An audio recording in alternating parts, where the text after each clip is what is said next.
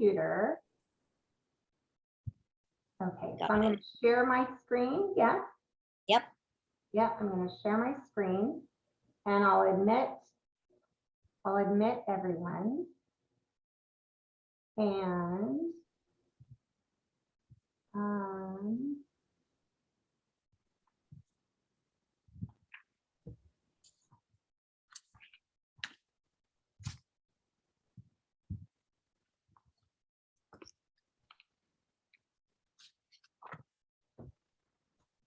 okay, we're all set on my end. You just give me a thumbs up when you want me to introduce you. I think we're good to go. All right. I see some people coming on. Some are trying to connect still.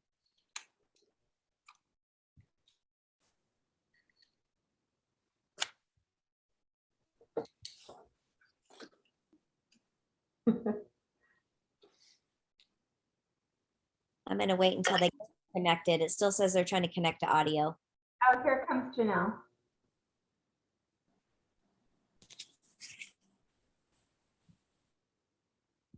Oh, there's a bunch. Okay.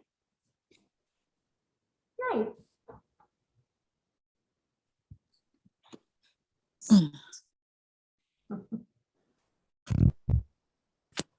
That means I can hear them, but they can't. Yeah, we'll have everyone mute as we get going here. Okay. Okay. All right. Cool. Are we ready to get started, Janice? I am ready. Yes, ma'am. All right. Well, good evening and welcome to all the families who have joined us tonight. Our guest speaker tonight will be Janice Royal. Janice will be speaking to us tonight about high school to college transition for our students. Janice has been an independent educational consultant since 2012. She is the founder and president of Royal College Consulting based in Costa Mesa. Her education includes a BA in American Studies from Cal State Long Beach and a master's in American Studies from Claremont Graduate University. While Janice didn't start off in the education field, she was led there after her youngest child was diagnosed with Asperger's syndrome. Upon learning of her child's diagnosis, children who are neurodiverse, this journey led Janice to the area of college counseling for students with learning differences. If at any time you have any questions, go ahead and put it in the chat. And at the end of this session, Janice will answer any questions that you may have. So let's give a warm welcome to Janice Royal. Thank you, Janice. Oh, thank you so much, Danielle. And thank you everyone for joining me this evening. A very exciting time for all of your kids to be reaching the end of their high school career and moving into college, whether that is a community college or a four-year college. It's just a wonderful, wonderful journey that they're about to embark on. So my goal here tonight is to cover some of those areas that aren't necessarily talked about, at the high school. They may be covered in student orientation, but by the time your student ends up at their student orientation, I always tease them. I always say, you're going to be so busy checking out everybody and meeting new friends and just soaking everything in, you might not hear all that is being presented to you. So it's really important for me to want to share this information with parents because you'll be, you'll be still behind the scenes, of course, and be able to make sure that this gets communicated to them, or if they hit a bump in the road, a couple weeks in, you'll have this information to go fall back on and guide them through. Okay, so let's go ahead and get started. This is just a reiteration of my name and with my website, my email, my phone number. This presentation, I will forward the PowerPoint to Danielle so you can all refer to it and have the information in it later, as well as I'll upload this recording to YouTube, and then you can access it that way as well if you'd like. Okay, so very important next step. So obviously they've got finals coming up, and then the most beautiful graduation. OLU does an incredible graduation. I was able to participate in two. Both of my daughters graduated from Orange Lutheran. But once that has happened, you need to keep your eye on a couple things, or help your student, your child, keep an eye on a couple things that need to happen. And the first and most important is the final high school transcript with their graduation date. I can say that OLU has this process down to an art. I've never heard of a student slipping through the cracks, but we don't want your student to be the first one. So please make sure that your student, sorry, I keep calling him your student, but your child has completed the many surveys that Orange Lutheran will send to them, saying, we're not going to send you your diploma or give you your diploma until you tell us where to send your transcript. So that is crucial. All of those transcripts are due to the university that they've accepted by July 1st. So the sooner the better, just to get that off your plate. Some universities have a July 15th deadline, but the UCs say July 1st. So I put the earlier date. If your child attended community college, did any kind of dual enrollment courses while they were in high school, please be aware that you as their proxy, also need to get a transcript from that community college to the university that they will be attending. So that is not Orange Lutheran's responsibility. That is purely the student's responsibility. So that would have to be requested from Orange Coast College, the Santiago Canyon College, wherever they might have taken a community college class. And then finally, AP scores.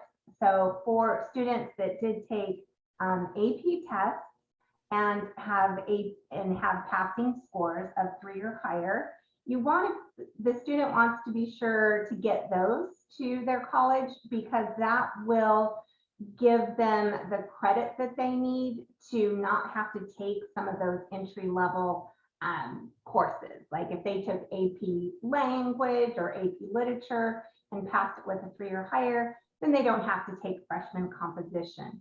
AP, if they took any kind of AP calculus, say, or whatever, it's always good to get those passing AP scores to the university or the community college, so that they do get credit for it and test out of those particular courses. So the way to make sure this happens more automatically would just be to make sure that your child signs into their college board account, goes to their AP score, the AP score area, and then schedules. You have to pay so that all the AP scores are sent, but you're only sending them to one destination. And you can indicate that you want all the AP scores from this May 22, along with all the past ones, to be sent to the university. So that hopefully can be done preemptively, and then you don't have to think about it later. AP scores typically are released in California right around July 15th. So just FYI on that. Okay, so the other next step, hopefully your student, you guys have already sort of looked at this and taken care of these issues as far as orientation. But if not, every university has different timing as to when they reach out to the students that deposited with them and schedule attendance at an orientation. My advice is to have your child register for the absolute earliest one possible. And the reason for that is because this is where they're going to register for their first semester classes. So a lot of our kiddos, I know my daughter and many of the students I've worked with have different times of day, maybe based on medication or just based on their personality, where they're more alert. They are just operating at a higher level, if you will. So by registering as early as possible, by going to the earliest orientation and registering as early as possible, they're more apt to be able to get classes during the times of day when they are most on it. Okay, so that's why I want to recommend that. And then some universities will actually have a separate orientation for students with learning disabilities. And so those are the students that, you know, will have registered with the Student Disability Services Office. I'm going to get to that in a few slides, how that happens. And then that Disability Services Office may indeed have a separate orientation, you know, for those students. And that can be very helpful because then they'll, just like the all-inclusive orientation, right? This separate and unique orientation will be focused on those areas that will really help the student do well, particularly well, you know, at college. So for example, they'll go over how to request accommodations each semester, what the process is, you know, how to sign up for, you know, quiet rooms for your testing and all those details that your child will get the hang of quickly enough, but it's nice to get that information early. So that's bullet point number 2. And then thirdly, for those who may not be aware, there are actually unique programs offered by a handful of universities in the US. I've listed them there, and they're called bridge programs. And these bridge programs are unique for students with ADHD, dyslexia, they're on the autism spectrum, whatever the dyscalculia, dyspraxia, whatever their learning difference might be. And these colleges offer these programs for those students. You know, it might be like a week or a 2-week program where they are basically given an opportunity, guided, pardon me, I was looking for the right word, but guided through how to study as a college student, how to take notes as a college student, what will be expected of you as a college student. So you get a crash course in being a college student before you know, step into before they step onto campus and into their first class, and then, you know, everything counts, right? So it's a nice way to transition and you know, give your child a bit of a head start to know what to expect and not be quite so surprised by the amount of reading or the amount of independent learning that is now going to be expected of them. So so these are programs that I happen to have been around for decades and are very well respected. So you can just Google them and you'll get taken right there. You can maybe compare. They're all online, so you don't have to go to Florida or to Vermont or New York where these schools are located. Okay, so now I want to detail the main differences between college and high school. And these are areas that are significant and catch, I would say, all freshmen, the vast majority of freshmen, off guard. They can really sideswipe our kiddos with learning disabilities. So again, presenting this information to you as their you know, the person who's always been their scaffolding through all of these years, and can make sure that they are aware of these things because they're very real, and they may not be covered in orientation. They may just get, you know, thrown into the pool and be expected to swim. So first and foremost is time management. So in high school, right, a student's day is completely, for the most part, dictated by the high school, right? They're going to class for the majority of the hours of the day, and it's set. Their schedule is set. They're in class, for all of these hours, and then they go home and they've got, so many hours to complete their homework and their assignments and work on long-term projects. Well, in college, it's completely flipped. So they're only in class attending lecture for a small amount of time during the week. And then most students are like, woohoo, this is awesome. I have all of this free time. Life is good. I knew it was going to be better after high school. Well, the shock is that, yeah, you have free time, but you have to use that free time to study for your classes, to do the reading, to do the assignments, to prepare for the projects, to, plan, to take care of little pieces of what ultimately could be a 25-page research paper due at the end of the semester. So I would say all students tend to falter here, but it can really impact our kiddos because of what can then, trigger tremendous anxiety if they're not managing their time. So the free time is an illusion. They have to learn to map out the hours that they will need to successfully complete, whatever assignments, whatever labs, whatever, work has been, is on the syllabus or has been assigned by the professor.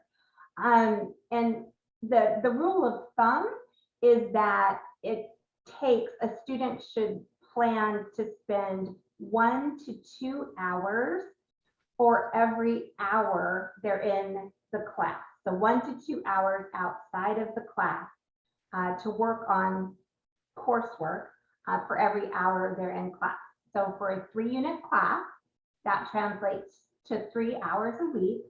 So that means that they should be spending a minimum of 3, probably better off if they spend 6 hours during the week working on all that's required for that particular class, rewriting their notes, reviewing their notes, doing the reading, so on and so forth. So I spend a lot of time on that because that's the number one, area where students really tend to falter. So we want to make sure that they're fully aware of what that looks like at college. The second thing is that unlike, or a lot less like high school, college professors expect students to learn and think independently. So students are given a syllabus on day 1. Orange Lutheran students are used to getting syllabi, but what's very different is most professors will hand out or have the syllabi up on their version of Blackboard, but not everybody goes through it. They fully expect that the student will go through it line by line, right? And will know when assignments are due. They'll know they'll have to record when the midterms are, when the finals are, when projects are due. And very importantly, they have to understand that any kind of reading material, whether it's a book, articles, whatever the case, a textbook, whatever's listed on that syllabus, the student is responsible for the material in that. So if a professor doesn't go over the syllabus in the first day of class, it doesn't matter. The student is still responsible for that material. So that can be something that they just don't realize, right? Because when they're in high school, the teachers are wanting to make sure that they do well and know when the test is coming up, and they might have it on the board. They're going to have reminders on Blackboard or Canvas or whatever item they use. And they're just going to make sure that students are, kind of working towards whatever deadline is coming up. And that is rarely the case in college. So we want to make sure that your children know that they're going to be responsible for all of that learning and that material on their own. I have to say that, this happens. I can attest that probably every parent is very familiar with number 3. Cramming at the last minute is frequent, right, in high school. And in high school, you can get away with it a lot more than you can in college. In college, it's not going to work well at all. And what in college, we need to remind and tell our children that the information that is given through the reading materials, in all of the lectures, all of that from day 1 to the end of the semester is cumulative knowledge, right? And the professor will test for the entire semester of knowledge, right? So it's not where it's a chapter 1 test and and then you're good. They could very much be reaching back to far earlier in the semester. So this is where it's crucial that the student that students use their time outside of the class wisely and go over each class notes, rewrite their notes if they missed something or if they were writing too fast and can't quite remember what they wrote. They take their notes when they're reading their textbooks and so on and so forth. As they do that week by week, they're going to be in a far better position to be able to successfully, do well on their final exam. And whether they're writing papers or they're, doing a final in the class, cramming is just not going to work for the college at the college level. Okay. Number 4, social life. I know they're all looking forward to this, right? At least the ones that I've worked with have told me this is really a big part of what they're looking forward to.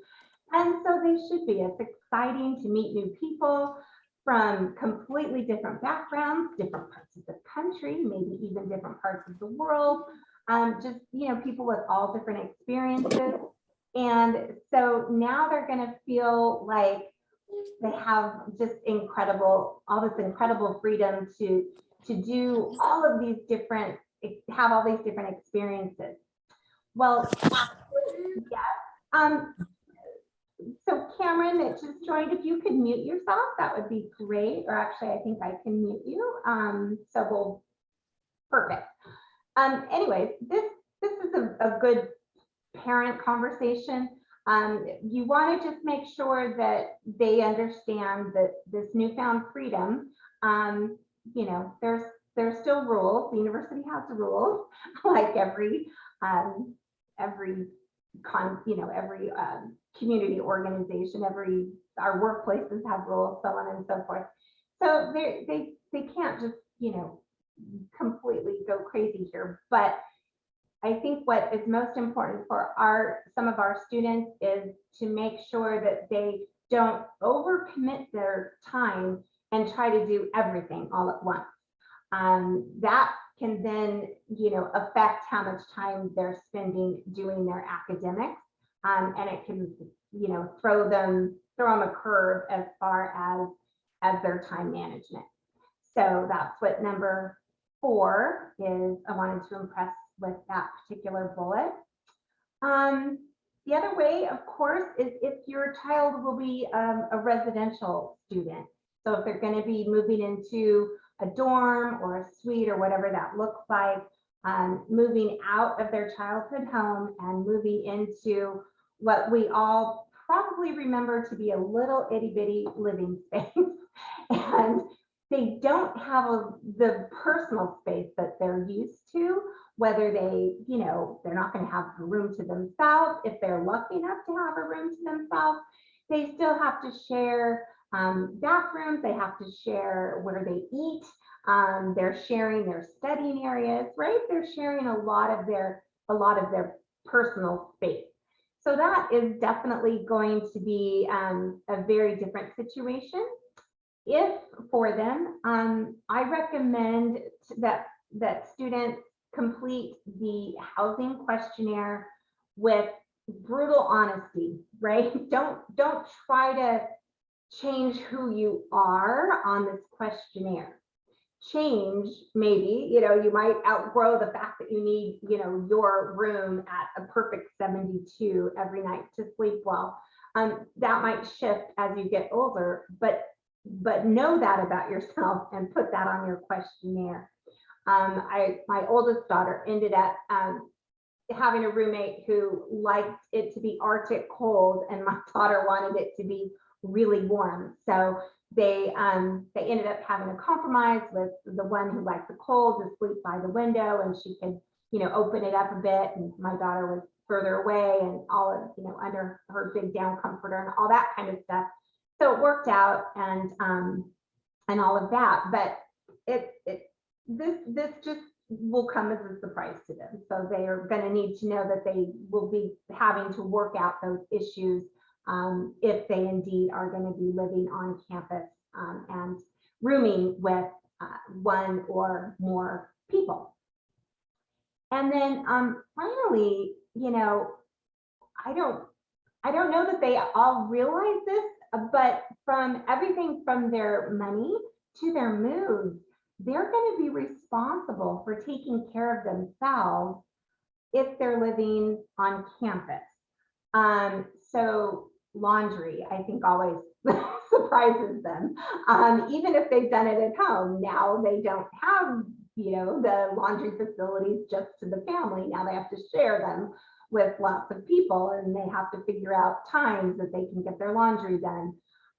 Knowing, getting themselves up, I think at this stage, everybody wakes themselves up, but getting themselves up and taking care of everything and giving themselves enough time to walk across campus to get to their class, right? They're totally responsible for that.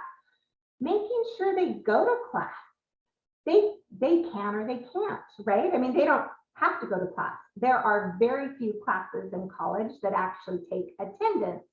Some do, but very few. And for those that don't take attendance, the professor's like, it's your dime. I'm here to teach. If you don't show up, you're still responsible for what I share in this class today. But, if you're not here, okay, that's your choice.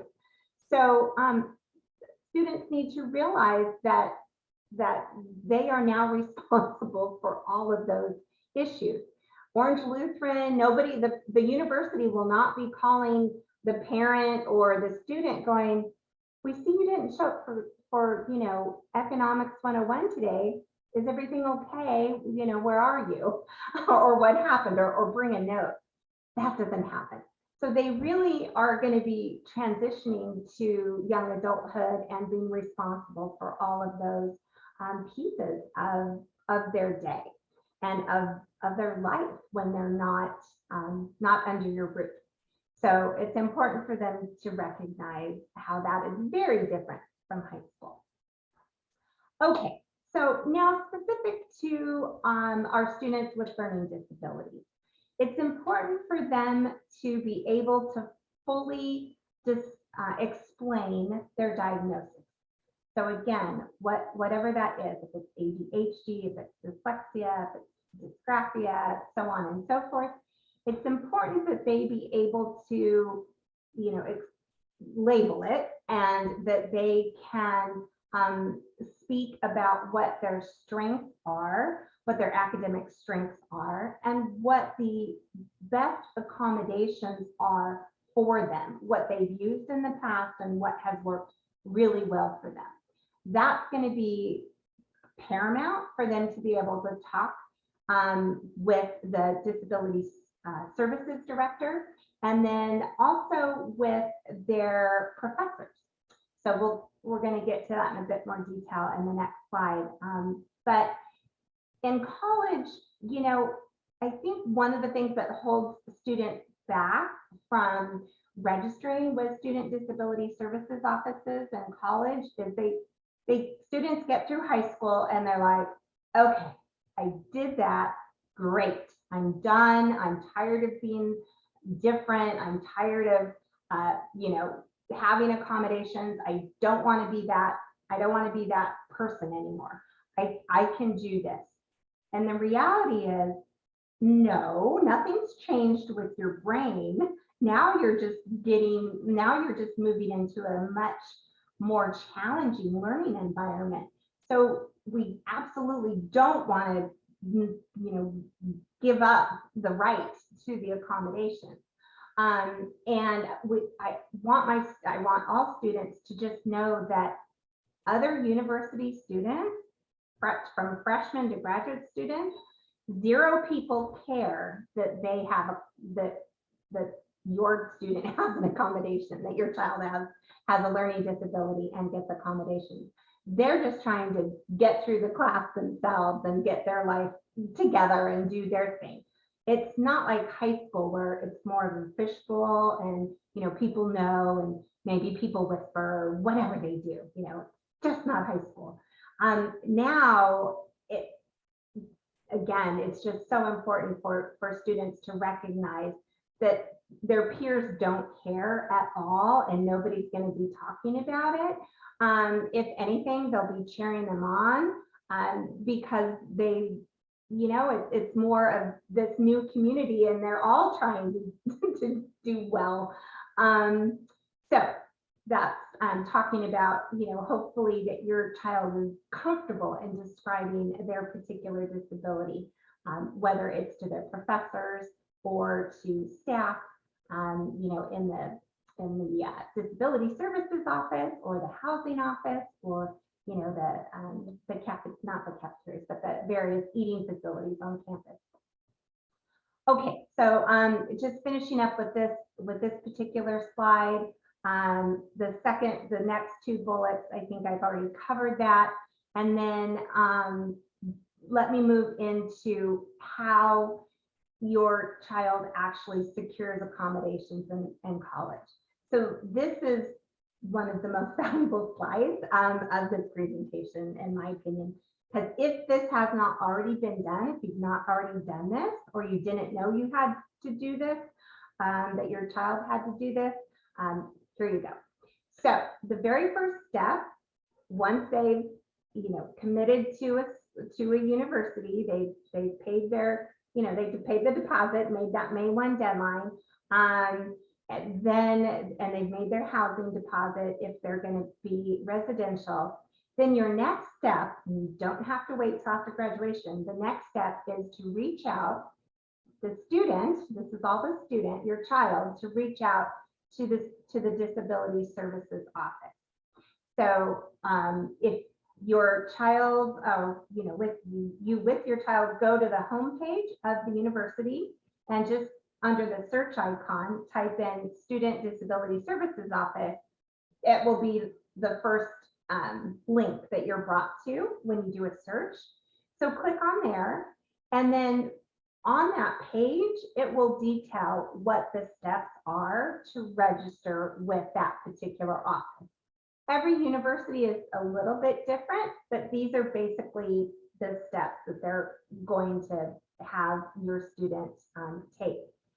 So you want to be sure that you have your documents ready, and the documentation that most universities are requiring are a psychoeducational report. So a full battery of testing that was done by an educational psychologist or a psychologist that's trained to do this kind of testing, that details, of course, gives the diagnosis and explains all the tests that were done. And then at the end of that report, details the accommodations that the psychologist is recommending the student receive. So that is the documentation that most universities are going to require. Some universities, I would say, are Cal State's, are an example, will accept any kind of IEP or 504, but that's not something that Orange Lutheran does. So you very much need, that educational, psychoeducational testing report. So hopefully everybody has had that done at some point during the high school years. Ideally, universities want to see the report that it was done with the IQ test on the adult scale. So within the last 3 years. If it's older than that, I would still send it, attach that as a document to the email, reaching where, the student's going to send an email, attach the documentation, right, that report, and send it to the Disability Services Office requesting an intake interview so that they can register with the office. So hopefully that wasn't too confusing, but I'll answer questions at the end if it was. So then this email, this is coming from the student, because now this is the student's journey and they're the young adults, and that is who the Disability Services Office is going to communicate with. So your child needs to send the email with that document attached to whatever address is detailed on that website, on that web page. So then once that email is received, the Disability Services folks will look that over and they will reply to your student to schedule what's called an intake meeting. Typically that's done via Zoom, not because of COVID, just because it's so much more efficient and convenient. But if your student happens to be going to, college at a very nearby, campus, then the meeting can be done in person. But for the most part, it's done via phone or more often nowadays via Zoom. So at that intake meeting, the Disability Services Director or Assistant Director will ask your student, ask your child details about their learning disability. So that goes back to where I was talking about, in the previous slide, where your child has to be able to name their disability. They have to be able to speak to how it affects them and what accommodations they've used in high school and what has worked really well for them. So with that conversation, the Student Disability Services Office, of course, is taking their notes. Now they've got the formal documentation and they've got all the information that they've heard directly from your child. So then they go back to their office and basically write up an approval report that says you are now registered with our office and here are the accommodations that we approve. Sometimes your student will be approved for accommodations maybe you or they didn't even know existed, and that's great, right? It's a bigger world at the college campuses. They have tremendous resources at the university level and assistive technology that they can that they have available to help young people succeed and thrive in their classes. So depending on what that comes back as, some colleges will just say, okay, you're approved for basically all the things that they've had through high school, and that may be sufficient. So whatever that comes back as, just make sure that it meets what your child needs and nothing's been left off. You don't want to go to college with anything less than what you're receiving in high school. So that's basically what will happen at that point. Then just as a note of importance at the college level, because the colleges are working under a different federal law than K through 12 is, and the law is, and for post high school is the Americans with Disabilities Act, And it states that people, that students are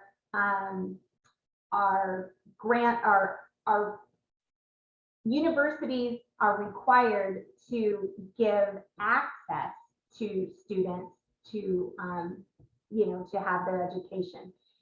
Versus K through 12, high school, all K through 12, they're mandated to give an education and make sure that the students are getting their education and graduate. So because these laws are different, universities are not do not have to modify any curriculum to help your students get through that class, to pass the class. They don't have to give any modifications, for example, to waive a math requirement or to waive the foreign language requirement.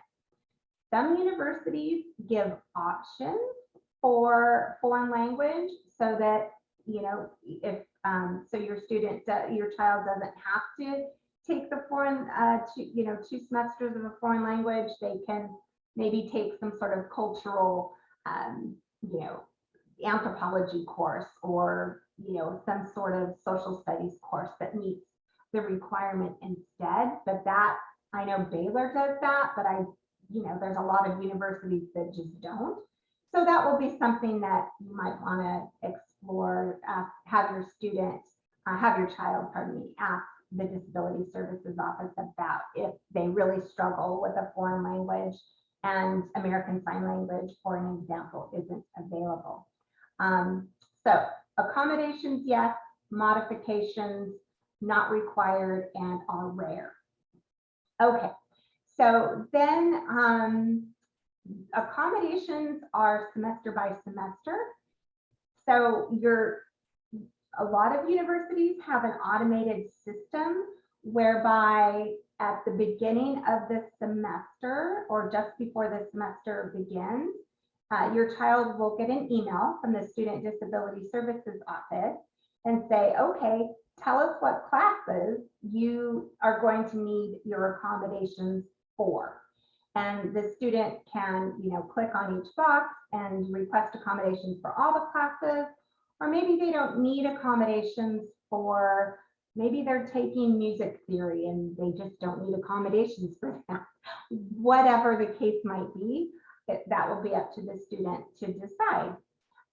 Then the process is that the professors of each of those classes where the student said, yes, I need accommodations for these courses, the professors are notified automatically. They get an email saying, Janice Royal is in your class this semester and is approved for these accommodations.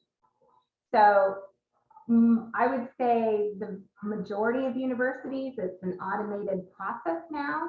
Students used to have to take individual letters that were printed out and hand them to professors.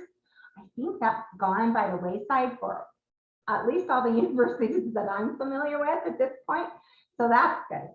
And then the final step in this lengthy process is your child should absolutely reach out to the professor at the end of the first day of class, introduce themselves and say, hi, I'm Janice Royal. I believe you received, an email, explaining that I have XYZ, I have dyslexia, and I receive accommodations for extra time and to be able to take my tests in a distraction-free environment. And the professor's like, oh, I forgot to look. Let me go look. Yep, there it is. Okay, great. Good. But that, again, that's part of the adulting step, and that's important for your student to make sure that they connect with their professors so their professors know who indeed is getting those accommodations, so that it doesn't, become an issue when the first test comes up or whatever the case might be. Okay, so that was a lot. Let me keep going back to some more of the tips that will help all students. These I just list as, some study tips. I included some links over here on the right. These are different resources that I think can be very, very, very helpful. I happen to love Stanford University's. They know that they're so hard, that their academics are so rigorous. They have an entire center for new freshmen. So freshmen for the entire first year take classes to make sure they know how to do all of these things really well. But they have this awesome, link that anybody can access, and it's short little 5-minute, videos, YouTube videos that talk about how to take great notes in college, how to study well in college, so on and so forth. So this is a fantastic resource, and I checked this last week, so it's still live and good. College Success Plan, I want to make sure you all are familiar with this incredible resource. So this is a company that actually works primarily with college students. They have mentors, and these mentors are people that have an educational background in teaching students with learning disabilities. And they are people with that, have received specific training and have an incredible educational background to support students at the collegiate level. They're not tutors. What they do is they help your student with more of the executive functioning part that is such a challenge for so many of our students. And they also they meet with my daughter has been using this for 3 semesters now, and we will continue it for the remainder of her college years. I've recommended this company to several of my clients, and the reason it's so helpful is because it takes you, mom or dad, out of the equation, and you don't have. It's one thing to help your child all the way through these high school years, but then college is this whole new animal, this sort of big unwieldy beast, if you will, of administrative details and just all this other stuff. And your child so much wants to be an adult, of course. So the College Success Plan mentors are a great, I would say, interim step. This has helped my daughter stay in school. COVID was not a great experience for her. She wanted to quit. It was just, everything was hard. Everything was so hard for her. So once we began working with this company and she has her mentor, she meets with her weekly and they go through everything. Okay, what's your schedule for the week? What assignments do you have due? When are your labs due? When are your tests? What's coming up? So it really helps my child stay on track with, again, all of those executive function pieces that tend to fall by the wayside when she's under intense stress and becomes very anxious. So this has just been a tremendous value, and that's why I put this link here. So, okay, enough about that. My homework student planner app, there's tons of apps out there, but this is a particularly good one for college students. They can have it on their phone, on their laptop, whatever, their iPad. This will help them keep track of all of their homework assignments as well. Okay, so that's again some great resources for all this study stuff. Campus resources. So now I want to just briefly touch on the importance of students knowing what resources they have available to them, right?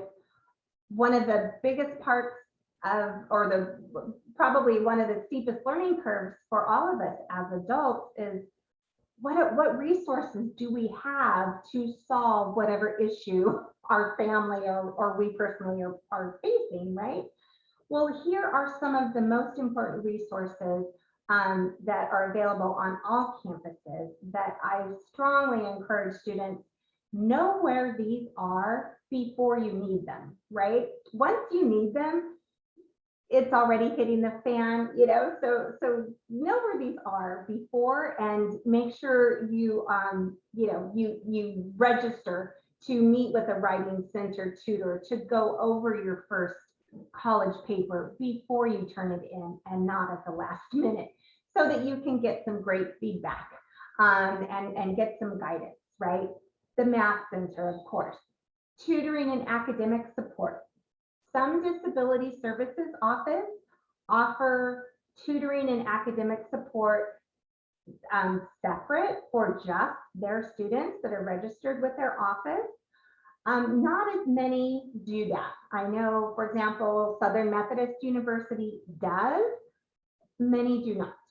But every university has tutoring and academic support, and your child certainly can take full advantage of that center and get all the help that they might need. Health centers are on campus. That's important for everything from hopefully never again COVID, but to a sniffle, to the flu, to anything, right? The health center is on campus. Again, a good place to know.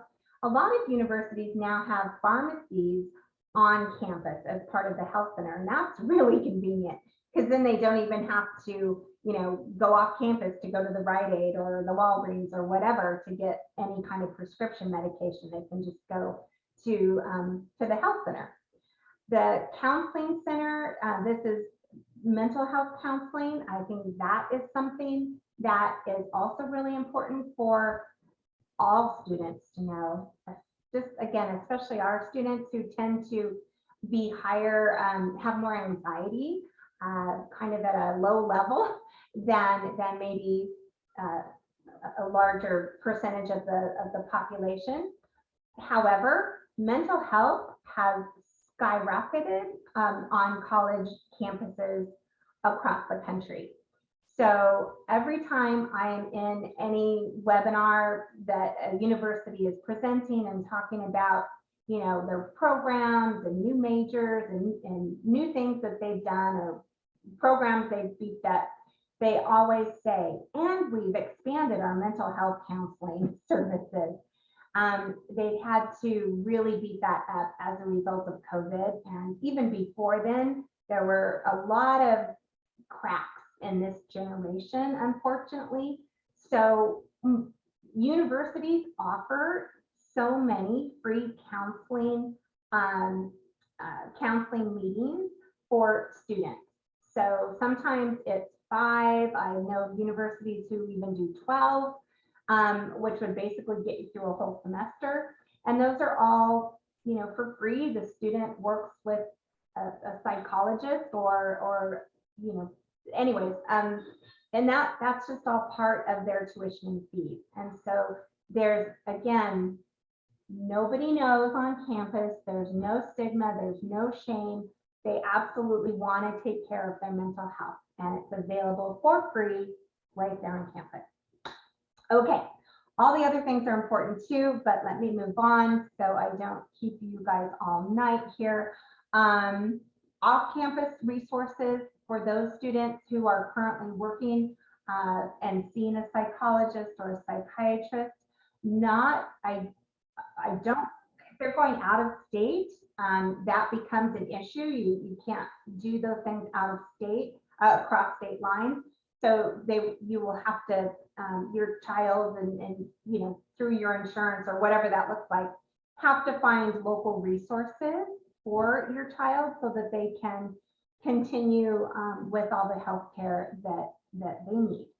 And then if they have any kind of ongoing prescription, that's just something to ask the pharmacy. Can that be transferred, out of state? There's all sorts of rules about that. So you would just have to, ask the pharmacist and they'd be able to look that up and tell you. I think it's also important to know where the closest emergency room and urgent care facility is. Just, put that, have your child put that in their phone and the address. Both of my children, I don't know what it is about college, but both of my children ended up having to go to the ER in their first year of college, for one had an allergic reaction to medication. She wasn't able to breathe. She's sitting in her calculus class calling me or texting me, "Mom, I can't breathe." I'm like, excuse me, you are in Montana. I'm in Southern California. Please call 911, or do something.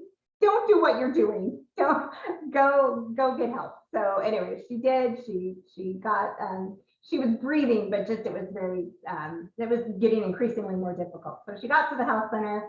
They were able to transport her up to the ER and take care of her. So, but that was child number one. Child number two was in a very bad accident, was taken to the ER, had lacerations on her face. It was just, ended up having, I don't even know how many CAT scans. I just know the bill was thousands and thousands because she had fallen on her face. And it was basically not a car accident. She was thrown from her horse, but doesn't matter. It was like being in a car accident. So here we are, I'm nowhere near where they are, and had to go and receive help when mom and dad were not nearby. Which leads me to legal documentation. I strongly recommend to all families that you consider having a durable power of attorney document drawn up and having your child, if they're 18, sign that. And that durable power of attorney, if you have a family, attorney or lawyer, they'll be able to draw that up, just, kind of a standard form. Within that is included, usually within that is included a universal HIPAA form is included, which if you recall, HIPAA is that form that we always end up signing and re-signing when we go to our doctors. But once your child is has turned 18, you no longer have any access to their medical records.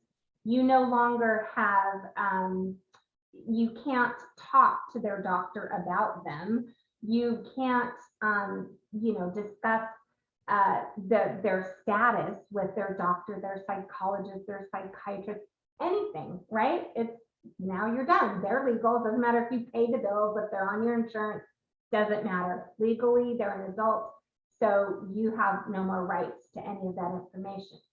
However, with the HIPAA, and on that HIPAA, you and so mom and dad are named, or then and the student grants, the child grants that the people named on the form access. Then you can have those conversations. Then you can receive information.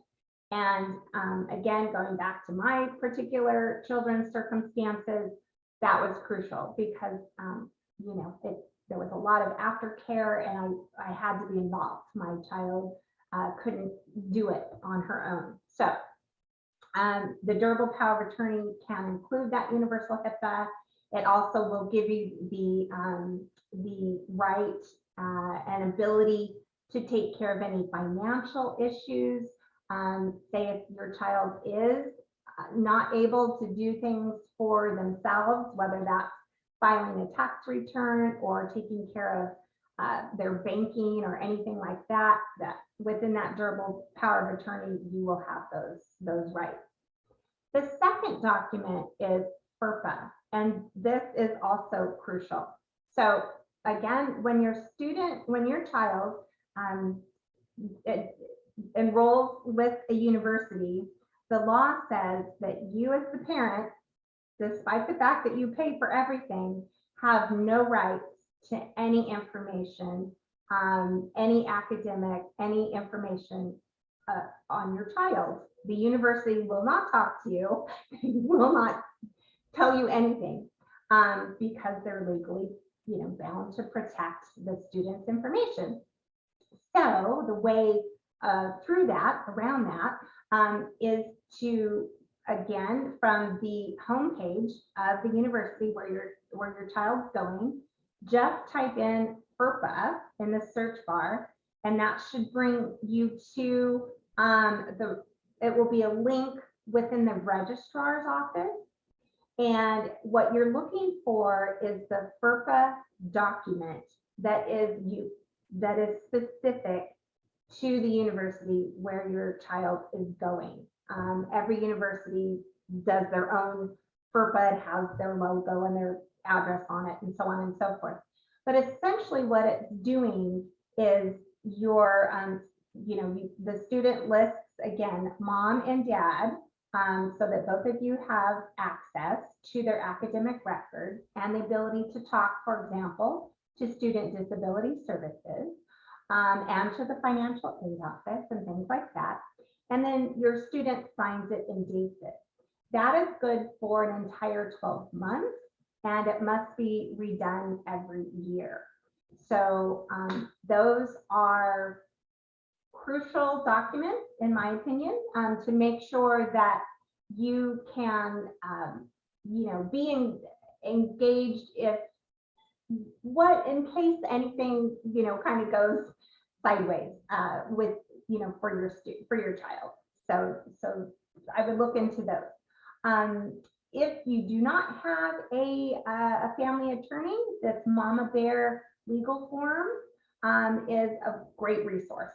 I think for less than $100, you can, even do a durable power of attorney. You can do the HIPAA. You just, get those. You just put in the information. It kicks out these documents. You take them to a notary. So it has to be you and the student, and then you take it to a notary and get that taken care of, and then you're good to go. So that is that. Okay, we're coming to the home stretch here. Scholarship, college is expensive. I think you've all realized that. A student is never done searching for scholarships. Now that they are part of a university, it's actually a lot, it's a lot easier, because now they have access to university specific scholarships. And these can be anything from, $1,000 to several $1,000s. Often they're by department. So if your child is studying psychology or political science or computer science or whatever the case is, all of those things will be found on the university database. I was just meeting with one of my seniors. She's a hostess at a local restaurant, so I was talking to her the other night, and she said at UC Berkeley she has she's applied to 4 different scholarships. She's been awarded all 4, so she's already wrapped up an additional $5,000 that will help offset, tuition, housing, whatever. It all helps. So that's my encouragement, is that you have your students or have your child keep looking. GoingMary.com is a database of outside scholarships. Again, all sizes, all shapes, all kinds of backgrounds. So what your student does, what your child does is create a profile in GoingMary.com, and then they are emailed every week. A list of scholarships that look like they would be eligible for, and then they can work on applying. I think the ones through their own university are the easiest to apply to, but it's all possible. Okay, so my final soapbox here is that on the left, I've got these 2 different images of what it's like to go to college. The first image is of this grand staircase that I think even those in the best shape would be exhausted, winded, and really, really, really tired once they make it to the top, if they get that far. And that is a visual of what college without accommodations is like. versus college with accommodations is taking this nice smooth escalator where you have, you have the luxury of all of those tools and strategies that help the student succeed. They even have time to look out the window and enjoy the view. So I strongly recommend that students go to college with accommodations.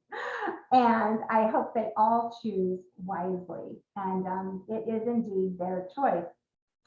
And so with that, I tell all my students, congratulations. And to all the parents tonight, congratulations. It's a big, big step and a wonderful accomplishment for you as well. And I want them all to go be great. So with that, that's the end of my formal presentation. If anybody has any questions, you can put those in the chat and I'll be happy to answer them. And if not, we can, I don't see any in the chat. So I either covered everything or the questions will come later.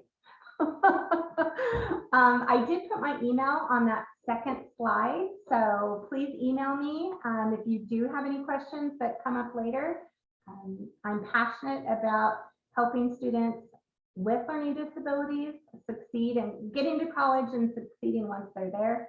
So I'm more than happy to help. You don't have to be a client. Just have to be a parent who needs help. Okay, Danielle, I think we're good. Fantastic. Janice, thank you so much. This was so informative and helpful, I'm sure, to all the parents.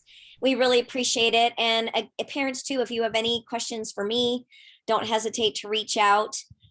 You probably will need a copy of your child's accommodation plan from Orange Lutheran and then their last testing documentation.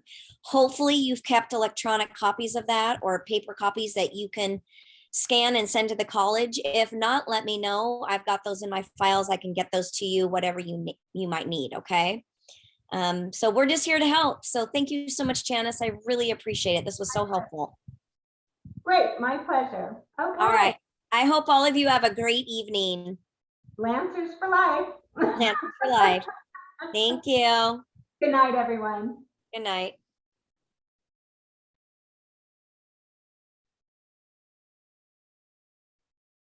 Should I just take